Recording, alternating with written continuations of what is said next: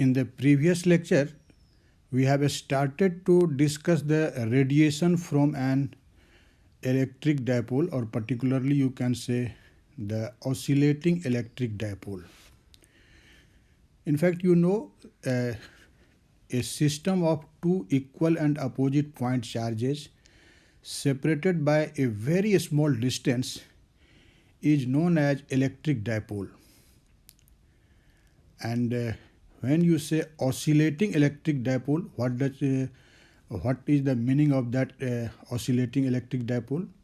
I have told you in the previous lecture that if the charge, or you can say the magnitude of the 2-point charges of an electric dipole, varies with time sinusoidally, then you call the electric dipole an oscillating electric dipole. बात समझ में आ रही है कि अगर हमारे electric dipole का जो दो चार्ज होता है प्लस माइनस क्यू, उसका मैग्नीट्यूड अगर आप क्यू कहते हैं और वह क्यू अगर टाइम के साथ साइनोसॉइडली वैरी करता हो, आपने कंसिडर किया था कि अगर क्यू बराबर होता है Q naught into E to the power minus I omega T, इसका मतलब हुआ कि क्यू टाइम के साथ साइनोसॉइडली वैरी कर रहा है, तब आप इलेक्ट्रिक डायपोल को ऑसिलेटिंग इलेक्ट्रिक डायपोल कहते हैं। और आपने देखा था कि जो अगर ऑसिलेटिंग इलेक्ट्रिक डायपोल कंसिडर करें तो वैसी स्थिति में इसका जो डायपोल मोमेंट होता है, डायपोल मोमेंट, जिसको आप डिफाइन करते हैं Q इंटू डी एल से, यह Q इंटू डी एल है इसका डायपोल मोमेंट, और इसका अगर टाइम डेरिवेटिव लेते हैं जिसको आप लिखते हैं P dot, that is D P by D T, तो that is equal to I D L, that is की करंट एलिमेंट। और यही जो करंट एलिमेंट है एक्चुअली वह रेडिएशन प्रोड्यूस करता है, इलेक्ट्रिक और मैग्नेटिक फील्ड प्रोड्यूस करता है, और उस इलेक्ट्रिक और मैग्नेटिक फील्ड का एक्चुअली आप देखेंगे कि दो पार्ट होता है, जिसमें एक पार्ट होता है रेडिएशन फील्ड या एक्सीलरेशन डिपेंडेंट फील्ड, और वही एक्सीलरेशन डिपेंडेंट फील्ड रिस्पॉन्सिबल होता है पावर रेडिएशन के लिए। तो फर्स्ट पार्ट में तो आपने केवल मीनिंग जाना था कि ऑसिलेटिंग इलेक्ट्रिक डायपोल होता क्या है। अब ये जो दूसरा पार्ट है इस लेक्चर का, इसमें एक्चुअली हम लोग अब ट्राई करने जा रहे हैं कि इस ऑसिलेटिंग इलेक्ट्रिक डायपोल के कारण हम लोग इलेक्ट्रिक और मैग्नेटिक फील्ड जो प्रोड्यूस होगा फील्ड पॉइंट पर, उसको कैसे फाइंड आउट करेंगे। लेकिन आप जानते हैं कि if you have to find the electric and magnetic field at a given point due to this oscillating electric dipole, first of all आपको क्या निकालना होगा कि उस फील्ड पॉइंट पर इस डायपोल के कारण स्केलर और वेक्टर पोटेंशियल क्या होगा, या इलेक्ट्रोमैग्नेटिक पोटेंशियल, जिसको आप डिनोट करते हैं वेक्टर पोटेंशियल को ए सिंबल से और स्केलर पोटेंशियल को फाई सिंबल से। आपने फर्स्ट लेक्चर में इलेक्ट्रोमैग्नेटिक पोटेंशियल के बारे में पढ़ा था। आप जानते हैं कि यहाँ जो यह ए है, this is actually the source of magnetic field, और इसलिए इसको मैग्नेटिक वेक्टर पोटेंशियल भी कहते हैं। और जो फाई है एक्चुअली यह सोर्स होता है इलेक्ट्रिक फील्ड का। तो इलेक्ट्रिक और मैग्नेटिक फील्ड अगर कैलकुलेट करना है तो उसके पहले उससे उसका जो पैरामीटर है या उसका जो जनरेटर पोटेंशियल है ए और फाई, फर्स्ट ऑफ ऑल हमें उसे जानना होगा, तब आप फील्ड कैलकुलेशन कर सकते हैं। इसीलिए इस लेक्चर में हम फील्ड कैलकुलेशन की बात नहीं कर रहे हैं, बल्कि उस फील्ड का जो जनरेटर पोटेंशियल है ए और फाई, उसको पहले फाइंड आउट करना है सूटेबल फॉर्म में फॉर दिस प्रॉब्लम। आप बेसिक डेफिनेशन फाई और ए दोनों का जानते हैं, लेकिन इस पर्टिकुलरली ऑसिलेटिंग इलेक्ट्रिक डायपोल के केस में ए और फाई क्या होगा, इसे पहले फाइंड आउट करेंगे और तब उसके टर्म में फील्ड कैलकुलेशन करेंगे। ठीक है, तो प्रॉब्लम समझ में आया कि आज हम डील किसको करने जा रहे हैं। तो आज हमारा केवल डिस्कशन लिमिटेड होगा for the calculation of magnetic vector potential A and the scalar potential phi. इस दोनों पोटेंशियल को फर्स्ट ऑफ ऑल इस ऑसिलेटिंग डायपोल के कारण फाइंड आउट करेंगे। तो इसके लिए सपोज कर लीजिए, मान लीजिए कि यही हमारा इलेक्ट्रिक डायपोल हो जो आप इस फिगर में देख रहे हैं। हमने थोड़ा सा डीप करके इस लाइन को दिखाया जो माइनस क्यू और प्लस क्यू चार्ज से बना हुआ है, और इसके लेंथ को हम लोग मान लेंगे dl, और जैसा डेफिनेशन ही कहता है कि this length is very small. तो आप ऐसा सपोज कर सकते हैं कि अगर हम एक कोऑर्डिनेट सिस्टम मान लें, तो उस कोऑर्डिनेट सिस्टम के ओरिजिन पर ही सिचुएटेड है हमारा डायपोल, ऐसा बोलेंगे। मतलब डायपोल को just like a point treat करेंगे, and you can say that this electric dipole is located or it is situated at the origin of our coordinate system। बात समझ में आई? साथ ही साथ सिंप्लिसिटी के लिए, कैलकुलेशन आसान हो, उसके लिए हम एक और बात एस्यूम करते हैं। डायपोल तो ओरिजिन पर किसी भी डायरेक्शन में ओरिएंटेड हो सकता है, या एक्स के डायरेक्शन में भी हो सकता है, वाई के डायरेक्शन, जेड के डायरेक्शन, या इसमें से किसी डायरेक्शन में नहीं, किसी आर्बिट्रेरी डायरेक्शन में हो सकता है। लेकिन आप जरा फिगर को देखिए, हमने सपोज किया है कि हमारा जो डायपोल है that is lying on the Z axis. Actually हम लोग जेड एक्सिस को कहते हैं पोलर एक्सिस। क्या बोलते हैं इसको? Polar axis. इसका मतलब आपने एस्यूम किया कि आपका जो डायपोल है वह पोलर एक्सिस के अलोंग रखा हुआ है। इनफैक्ट इस सिमेट्री का एक फ़ायदा ये होता है कि अगर आप फील्ड पॉइंट मान लीजिए P है, तो स्फेरिकल पोलर कोऑर्डिनेट में इन जनरल P पॉइंट का कोऑर्डिनेट्स हम लोग क्या लिखते हैं? r, theta and phi. These are the three coordinates in spherical polar coordinate system. लेकिन अगर आप पोलर एक्सिस के अलोंग डायपोल को मान लेंगे, तो आपके कैलकुलेशन में फाई आएगा ही नहीं। फाई कहने का मतलब कांस्टेंट ट्रीटेड होगा। बात समझ आ रही है? इसलिए इस केस में क्या होगा कि पोलर कोऑर्डिनेट दो ही बच जाएगा, आर और थीटा, और इससे हमारा कैलकुलेशन आसान हो जाता है। इसलिए आप फिगर में देख सकते हैं कि यहाँ जो P हमारा फील्ड पॉइंट है, जहाँ हम पोटेंशियल और फील्ड जानना चाहते हैं, हमने उसका कोऑर्डिनेट सिर्फ दो लिखा, आर और थीटा, यह मानते हुए कि फाई का ज़रूरत नहीं है। Due to the symmetry phi will be just constant. और इसीलिए स्फेरिकल पोलर कोऑर्डिनेट में अगर आपको कैलकुलेशन करना है, तो आप जानते हैं कि P पॉइंट का जो पोलर कोऑर्डिनेट होगा वो आर थीटा फाई, लेकिन जैसा कहा सिमेट्री के कारण केवल आर थीटा। इसमें आर क्या है? तो ये जो OP आप देखते हैं, this OP is your R, and OP vector के द्वारा Z axis that is polar axis से बनाया हुआ एंगल ही थीटा होता है। ओके, अब देखिए radial direction that is R के इंक्रीजिंग डायरेक्शन का यूनिट वेक्टर हमने मान लिया है nr हैट। इसको बोलेंगे radial unit vector. nr hat क्या है? Radial unit vector. और इसके ठीक perpendicular direction that is theta के इंक्रीजिंग डायरेक्शन का जो यूनिट वेक्टर है, हमने उसको माना n theta hat. This is called polar unit vector. Okay, अब तीसरा यूनिट वेक्टर जिसको आप n फाई हैट कहेंगे, वह फिगर में नहीं दिखाया है, वह फाई की इंक्रीजिंग डायरेक्शन में होता है, लेकिन ये तो फिक्स्ड रहेगा, यहाँ पर फाई बदलता ही नहीं है, इसलिए दिखाया नहीं उसको। तो यह जो n फाई हैट है, this is called azimuthal unit vector. लेकिन हमारे कैलकुलेशन में दो ही यूनिट वेक्टर आएगा, nr हैट और n थीटा हैट। ठीक है, फिर देखिए, चूंकि आप डायपोल को जस्ट एक पॉइंट के तरह ट्रीट करते हैं और मानते हैं कि वह ओरिजिन पर लोकेटेड है, इससे क्या होता है कि इनफैक्ट एक यहाँ, और साथ ही साथ हमने कहा कि जो dl लेंथ है डायपोल का, दैट इज वेरी स्मॉल। यहाँ बोले स्मॉल कोई किसी के कंपैरिजन में होता है। एक्चुअली डायपोल के ऑसिलेशन के कारण क्या होगा? रेडिएशन इमिटेड होगा, और उस रेडिएशन का जो वेवलेंथ होता है, मान लो कि लैम्डा उसका वेवलेंथ है, जो रेडिएशन इमिटेड होगा इस डायपोल के कारण, this lambda is much greater than this dl। Lambda is much greater than dl, या आप जस्ट उल्टा बोलिए कि dl is much smaller than lambda. In fact अगर यह कंडीशन सेटिस्फाइड होगा, तो इसके कारण क्या होता है कि डायपोल से जो भी वेव पहुंचेगा फील्ड पॉइंट P पर, सारे के लिए रिटार्डेड टाइम सेम होगा।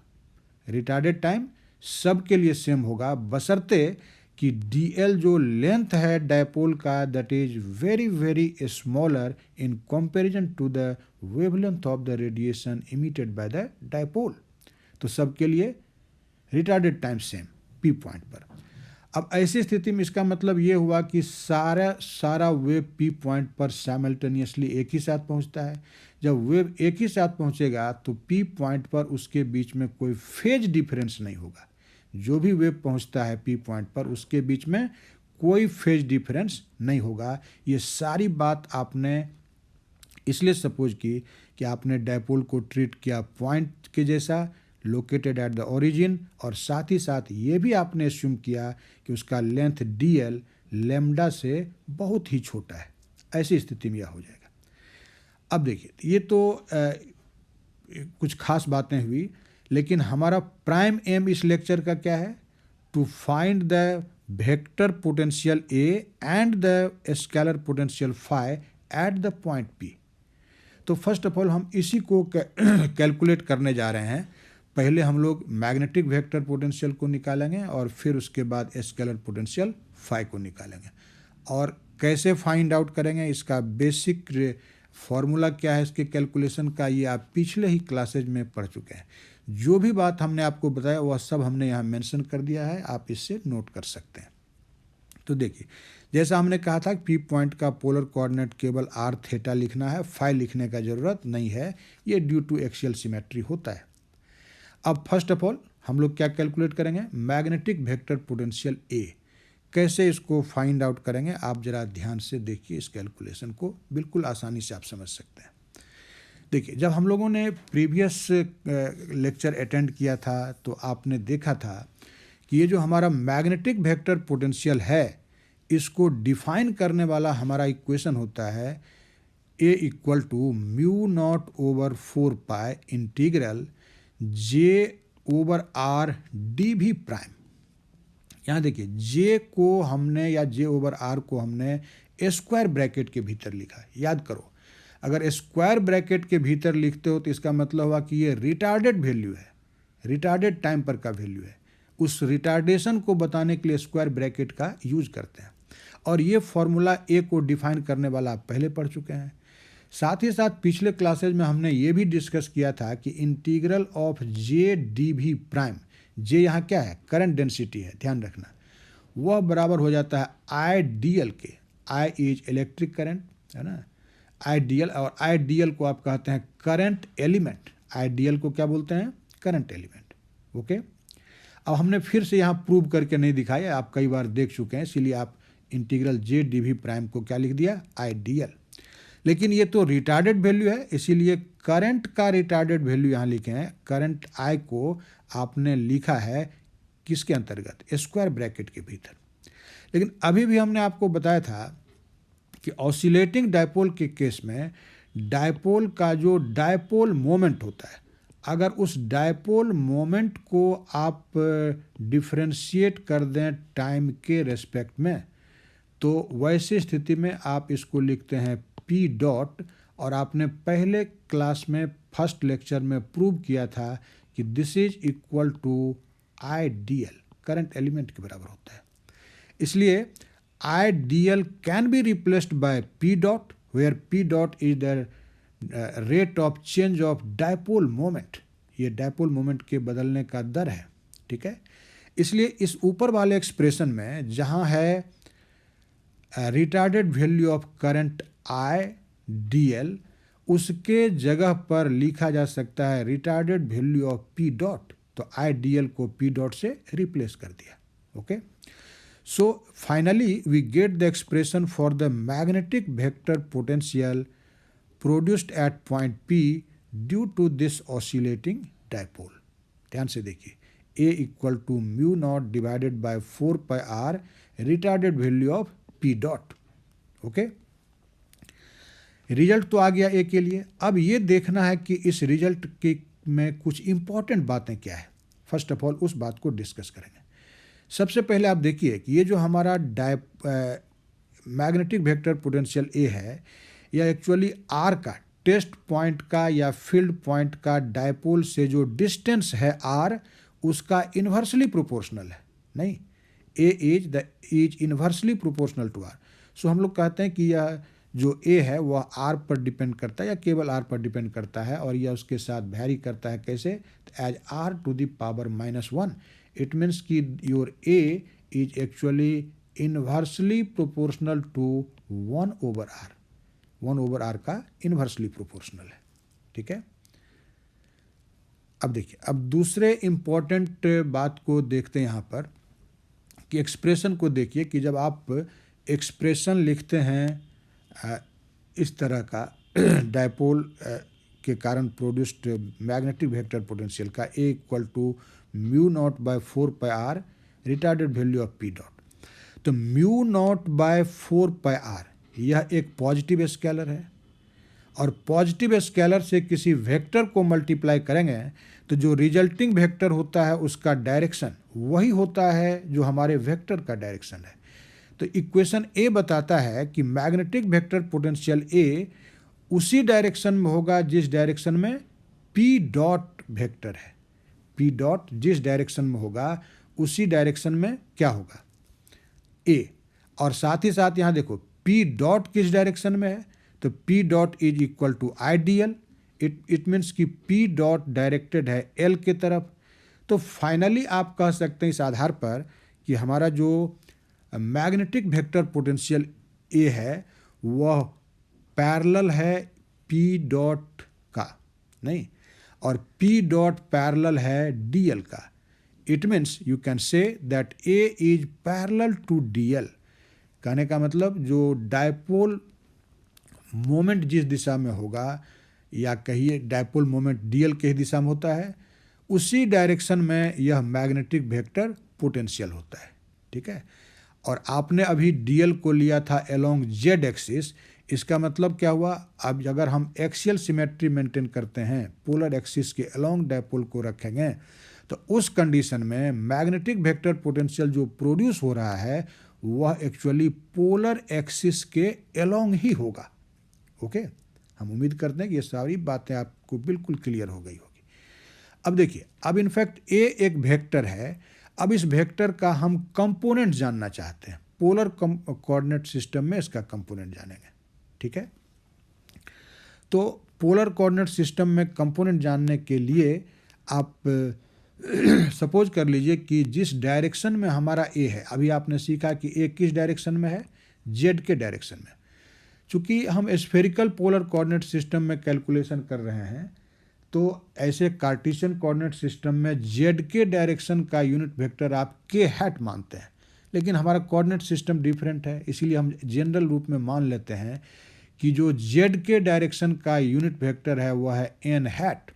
इसका क्या मतलब हुआ कि जो वेक्टर ए है that is directed in the direction of unit vector N hat. तो देखिए यहाँ पर ए के एक्सप्रेशन को हमने बदल दिया एन हैट के टर्म में। ए होता क्या है, μ0/4πr times retarded value of P dot, but this P dot is directed in the direction of N hat. तो आप पी डॉट का मॉडुलस ले लीजिए, जो सिंपली लिखा पी डॉट, और उसमें यूनिट वेक्टर से मल्टीप्लाई कर दीजिए, ठीक है। अब अगर आप ए का कंपोनेंट जानना चाहते हैं पोलर कोऑर्डिनेट की, ए आर क्या होगा, ए थीटा क्या होगा, ए फाई क्या होगा, रेडियल कंपोनेंट, इसका ट्रांसवर्स कंपोनेंट ए थीटा और एजीमुथल कंपोनेंट ए फाई। तो उसके लिए सबसे पहले जहाँ जो यूनिट वेक्टर एन हैट है, इस एन हैट को हम रेडियल डायरेक्शन के unit vector N R hat और ट्रांसवर्स डायरेक्शन के unit vector N theta hat के टर्म में व्यक्त करेंगे। हमने पहले ही कहा कि एन फाई हैट का ज़रूरत नहीं पड़ेगा सिमेट्री के कारण, इसलिए फिगर में एन फाई हैट को दिखाया भी नहीं। अगर दिखाएंगे भी तो एक्चुअली एन का कंपोनेंट एन फाई हैट के डायरेक्शन में जीरो ही निकलेगा, इसलिए उसकी आवश्यकता ही नहीं है। तो ध्यान से इस फिगर को देखिए। रेडियल डायरेक्शन आर के इंक्रीजिंग डायरेक्शन का यूनिट वेक्टर है एन आर हैट, और ये आपने आर का डायरेक्शन दिखाया, यही आर का डायरेक्शन है, और यह N R hat Z axis से थीटा एंगल बना रहा है, ठीक है। फिर थीटा के इंक्रीजिंग डायरेक्शन का यूनिट वेक्टर है एन थीटा हैट। चूँकि ये यूनिट वेक्टर ऑर्थोगोनल होता है, तो निश्चित रूप से एन आर हैट पर एन थीटा हैट परपेंडिकुलर है। जैसे कहते हो ना कि आई पर जे परपेंडिकुलर है, ठीक वैसे। So angle between N R hat and N theta hat is π/2, जो हमने फिगर में दिखाया है। इसका क्या मतलब हुआ कि एन आर हैट जो यूनिट वेक्टर है वह एन हैट के साथ थीटा एंगल बना रहा है, और N theta hat unit vector के साथ बोलो कितना एंगल बनाएगा, π/2 अब प्लस थीटा। नहीं, अब एन हैट को अगर एन आर हैट और एन थीटा हैट के टर्म में व्यक्त करना है तो एक सिंपल टेक्निक यूज करो। हम क्या करेंगे, एन आर हैट का प्रोजेक्शन ले लेंगे, कंपोनेंट ले लेंगे एन हैट के डायरेक्शन में, और वह क्या होगा, एन आर हैट, इसको आप हैट लिखिए, N R hat times cos theta. नहीं, और फिर एन थीटा हैट का भी कंपोनेंट ले लेंगे किसके डायरेक्शन में, एन हैट के डायरेक्शन में, और वह हो जाएगा N theta hat into cos π/2 plus theta, क्योंकि एन थीटा हैट से π/2 एंगल बनाता है। नहीं, so you can express N hat is equal to N R hat cos theta plus N theta hat cos π/2 plus theta. ठीक है, लेकिन आप जानते हैं कि cos π/2 plus theta minus sine theta होता है, इसलिए कॉस π/2 प्लस थीटा को रिप्लेस कर दिया किसी से, माइनस साइन थीटा से। इसलिए एन हैट अब व्यक्त हो गया एन आर हैट और एन थीटा हैट के टर्म में इस मैनर से कि this is N R hat cos theta minus N theta hat sine theta. तो अब क्या करेंगे, अगर आप कंपोनेंट जानना चाहते हैं वेक्टर ए का, तो एन हैट जो एक्सप्रेशन में यहाँ पर है, ध्यान से देखो, इसके जगह पर हम क्या लिख देंगे, N R hat cos theta minus N theta hat sine theta. तो वही पुट कर दिया, तो देखिए क्या हो जाएगा expression, A equal to mu naught over 4πr P retarded value है, देखो पी डॉट को फिर ब्रैकेट के भीतर लिखा, इसे रिटार्डेड वैल्यू है, और टाइम्स है एन हैट, और एन हैट के जगह पर क्या लिख दिया, cos theta N R hat minus sine theta N theta hat. Okay, लेकिन हम लोग जानते हैं कि ए जो हमारा वेक्टर है, स्फेरिकल पोलर कोऑर्डिनेट में अगर उसका कंपोनेंट्स मान लिया जाए ए आर, ए थीटा और ए फाई, कहने का मतलब ए आर है रेडियल कंपोनेंट, ए थीटा को बोलते हैं ट्रांसवर्स कंपोनेंट या पोलर कंपोनेंट, और ए फाई को बोलते हैं एजीमुथल कंपोनेंट। तो vector A can be expressed as A R times N R hat plus A theta times N theta hat plus A phi times N phi hat लिख सकते हैं। और R H S eighties है, जैसा आपने अभी find out किया वह लिख दिया, mu naught by 4πr P dot cos theta N R hat minus sine theta N theta hat. Okay, और अब आप जानते हैं कि अगर दो वेक्टर इक्वल है तो करस्पॉन्डिंग कंपोनेंट्स इक्वल होता है। कहने का मतलब एलएचएस के वेक्टर का आप जब लेंगे एन आर हैट के डायरेक्शन का कंपोनेंट, तो आरएचएस के वेक्टर का भी एन आर हैट के डायरेक्शन का ही कंपोनेंट लेना पड़ेगा। तो इक्वेट करो, तो देखो ए आर एलएचएस के वेक्टर का रेडियल कंपोनेंट है ए आर, और आरएचएस में देखो एन आर हैट का कोफिशिएंट क्या है, this is mu naught by 4πr P dot times cos theta. आप देख रहे हैं एन आर हैट का ये मल्टीपल है, so you can write A R equal to mu naught divided by 4π P dot cos theta by R, थोड़ा arrange करके लिखा, आर को यहाँ पर लिख लिया, ठीक है। फिर एन थीटा हैट के डायरेक्शन का जो कंपोनेंट है उसको फाइंड आउट करेंगे, दैट इज ए थीटा, और ए थीटा किसके बराबर हो जाएगा, देखो mu naught by 4πr into minus sine theta, नहीं इंटू पी डॉट, तो इसमें शुरू में ही माइनस लिख लिया, this will be minus mu naught by 4π P dot sine theta by R. Okay, लेकिन आरएचएस में ए एन फाई हैट वाला टर्म है ही नहीं, मान लो हम उसको भी लिखना चाहते हैं तो आप लिख सकते हैं कि नहीं, कि 0 into N phi hat add कर दिया, तो 0 ऐड करने से कोई फर्क नहीं पड़ता है। इसका मतलब हुआ कि ए फाई जो है वह 0 के बराबर है। सो जैसा कि पहले हमने आपसे कहा था कि ये आपके कैलकुलेशन में आएगा ही नहीं, तो ए फाई का वैल्यू क्या निकल गया, 0 निकल गया। ओके, इस तरह से हम लोगों ने जो मैग्नेटिक वेक्टर पोटेंशियल है स्फेरिकल पोलर कोऑर्डिनेट में फील्ड पॉइंट पर उसका कंपोनेंट्स क्या होगा उसको फाइंड आउट कर लिया। ए आर, ए थीटा और ए फाई उसका वैल्यू आपने इस इक्वेशन बी में निकाल लिया है। और ऐसे रिजल्ट का भी आपको यूज होगा जब आप स्केलर पोटेंशियल फाई का एक्सप्रेशन निकालेंगे और साथ ही साथ जब इलेक्ट्रिक और मैग्नेटिक फील्ड निकालेंगे। तो ये जो रिजल्ट निकाला ये रिजल्ट आपका आगे यूज होने वाला है। अब दूसरा पोटेंशियल जिसको आप कहते हैं स्केलर पोटेंशियल और डिनोट करते हैं इस कैपिटल फाई सिंबल से, अब हम इसको फाइंड आउट करने जा रहे हैं।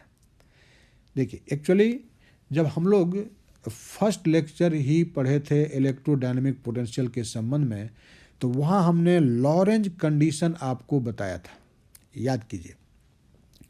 अब उस लॉरेंज कंडीशन को फ्री स्पेस के लिए लिखेंगे और उससे स्टार्ट करते हुए आप फाई को फाइंड आउट कर सकते हैं। अगर फ्री स्पेस में लॉरेंज कंडीशन लिखें तो ये एक्सप्रेशन आपको याद रखना होगा। ये आप फर्स्ट लेक्चर देखिए इलेक्ट्रोडायनेमिक पोटेंशियल पर आपको मिलेगा लॉरेंज कंडीशन। तो Lorentz condition in free space क्या होता है? Divergence of A plus mu naught epsilon naught times del phi by del T equal to 0। This is known as Lorentz condition in free space.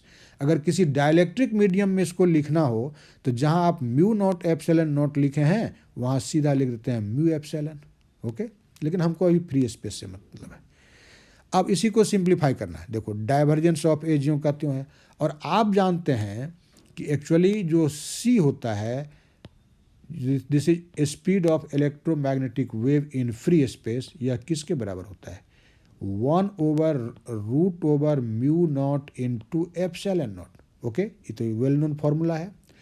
इसका square कर दोगे तो सी square बराबर हो जाएगा 1/μ नॉट इंटू एप्सिलॉन नॉट।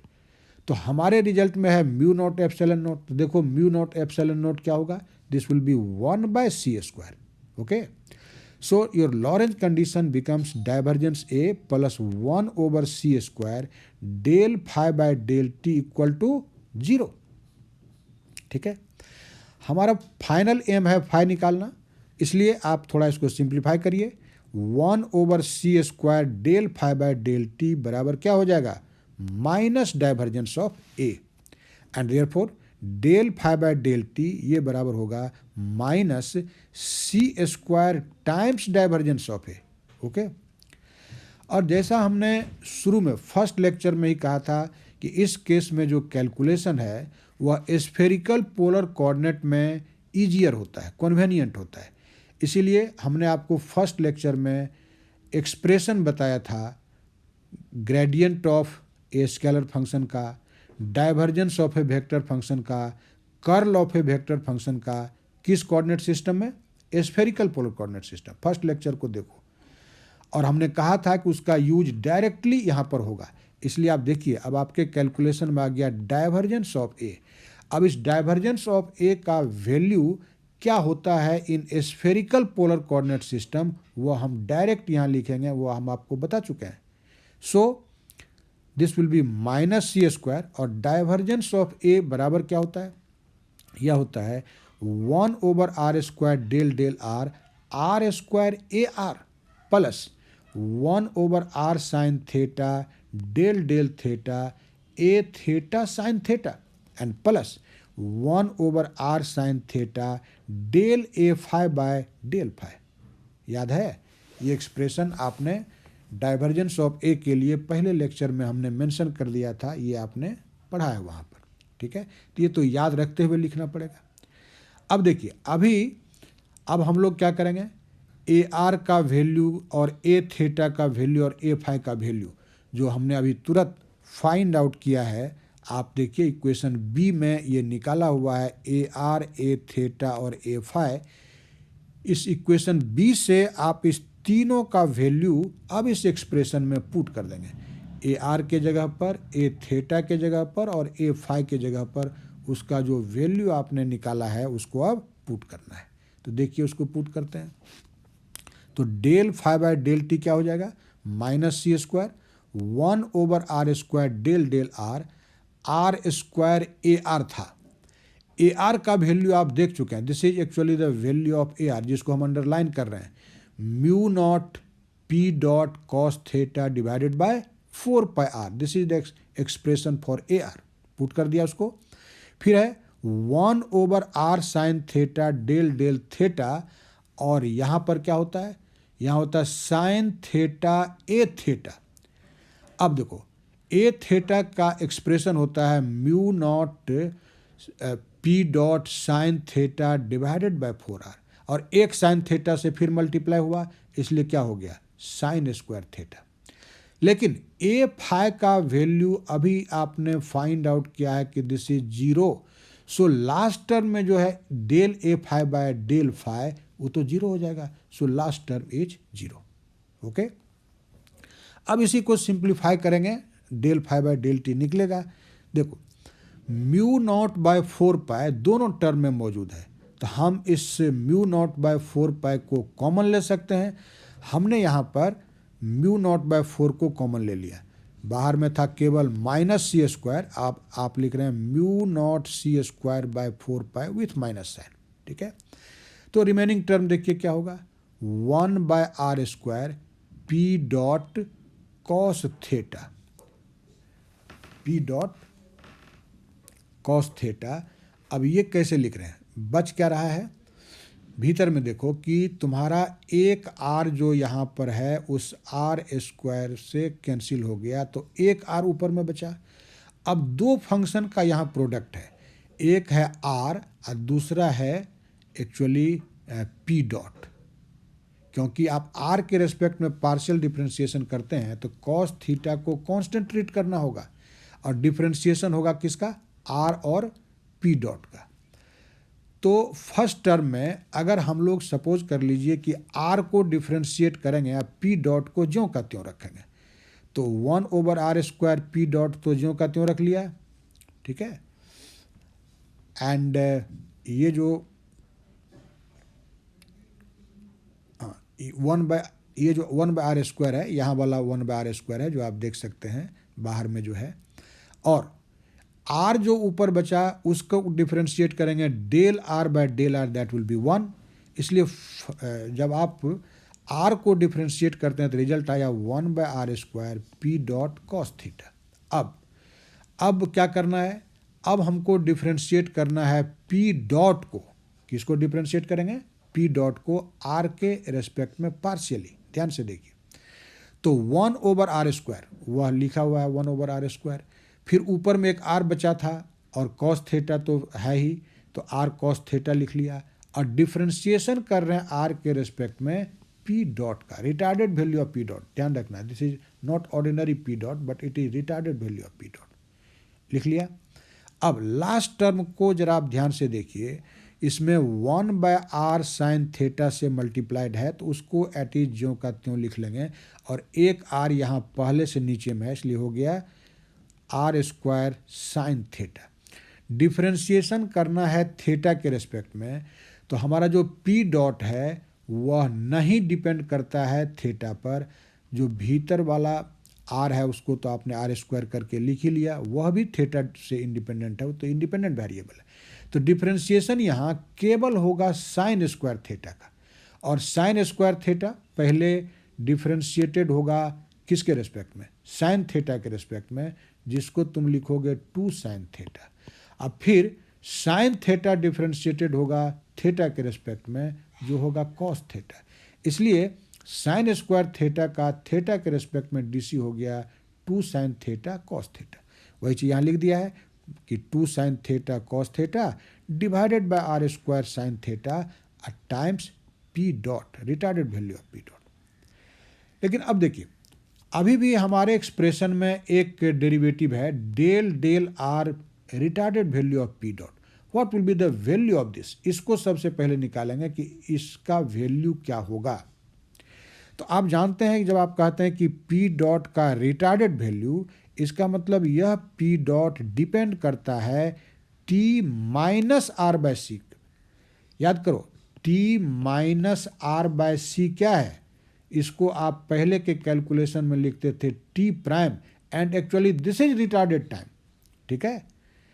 तो अब सोचो कि पी डॉट रिटार्डेड का मतलब है पी डॉट का वैल्यू किस टाइम पर, t minus are by c time retarded time पर। तो अब इसका डिफ्रेंशिएशन करिए, del del R P dot, ठीक है, this is del del R P dot t r minus t. ध्यान दो ये आर्गुमेंट में लिखा हुआ t minus are by c, इन्हें की मल्टीप्लाई किया हुआ है, ध्यान से देखो।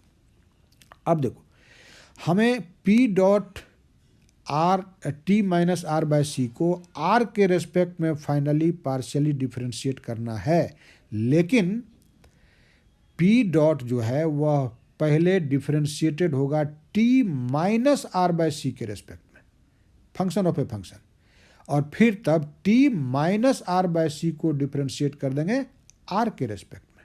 तो देखिए इसको लिखेंगे del p dot t r minus c by del t minus are by c times del t minus are by c by del r. तो देखो पी डॉट को इस t minus are by c actually time है, इसके respect में differentiation करेंगे P dot का तो एक और डॉट दे देंगे, डबल डिफ्रेंशिएशन हो गया टाइम के रेस्पेक्ट में। सो दैट जो फर्स्ट फैक्टर है this will be written as P double dot at time T minus are by C, retarded value ही आएगा। अब T minus are by C को आर के रेस्पेक्ट में डिफ्रेंशिएट करना पार्शियली, ध्यान से देखिए जब पार्शियल डिफ्रेंशिएशन करेंगे आर के रेस्पेक्ट में तो टी को कांस्टेंट ट्रीट करेंगे, तो जो टी है पहले इसका डी सी जीरो हो जाएगा, फिर minus one by c constant है और del are by del r one. तो इसलिए t minus are by c का डिफ्रेंशिएशन आर के रेस्पेक्ट में करोगे तो सिर्फ क्या बच जाएगा, minus one by C. So finally we will get minus one by C, और जो फर्स्ट टर्म का क्या कहा था, retarded value of P double dot, यही आपको डिफ्रेंशिएशन के बाद मिलेगा और इसको पुट कर देंगे इस टर्म में जो यहाँ हमने लिखा है, आप देखिए तब आपको del phi by del T का वैल्यू निकलेगा।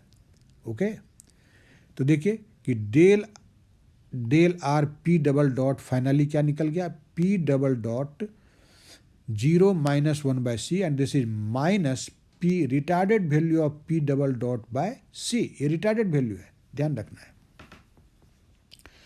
अब यह वैल्यू आप उसी इक्वेशन में जैसा अभी हमने आपसे कहा था उसमें पुट कर दीजिए। अब हम पेज टर्न करके नहीं दिखाते हैं, आप समझ सकते हैं। तो del phi by del T this was minus mu naught C square by 4 pi, first term था पी डॉट का retarded value cos theta by are square, और फिर वही जो del del R P dot का वैल्यू यहाँ रखोगे second term में तो ये आ जाएगा cos theta by R times minus P double dot divided by C. हम अगर minus P double dot retarded नहीं भी बोलें तो आप देख सकते हैं कि यहाँ स्क्वायर ब्रैकेट है वो रिटार्डेड है, वैसा ही समझना है। एंड लास्ट टर्म में एक साइन थीटा कैंसिल हो जाएगा ऊपर नीचे और रिजल्ट हो जाएगा minus 2 cos theta by are square retarded value of P dot. ठीक है, अब ध्यान से देखो यहाँ पर जो यह सी स्क्वायर है इसको क्या लिख सकते हैं, 1 by mu naught into epsilon not. So this mu naught and this mu naught will cancel out.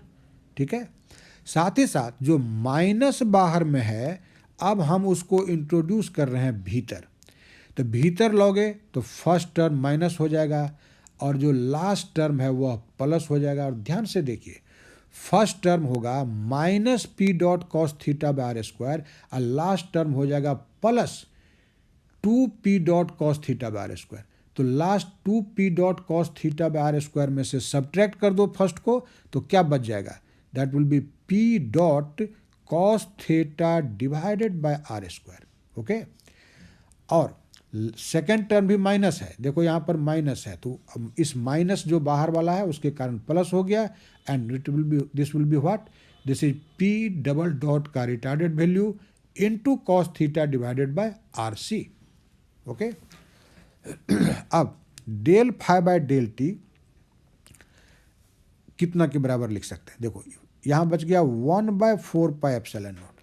अब जो ब्रैकेट के भीतर है p dot cos theta by are square plus p double dot cos theta by are c. हम इसको ऐसे लिख सकते हैं, यहाँ ऑपरेटर लगा दिया डेल डेल टी और भीतर लिखा P retarded value of P cos theta by are square अब plus P dot cos theta by are C. ऐसा लिख सकते हैं कि नहीं?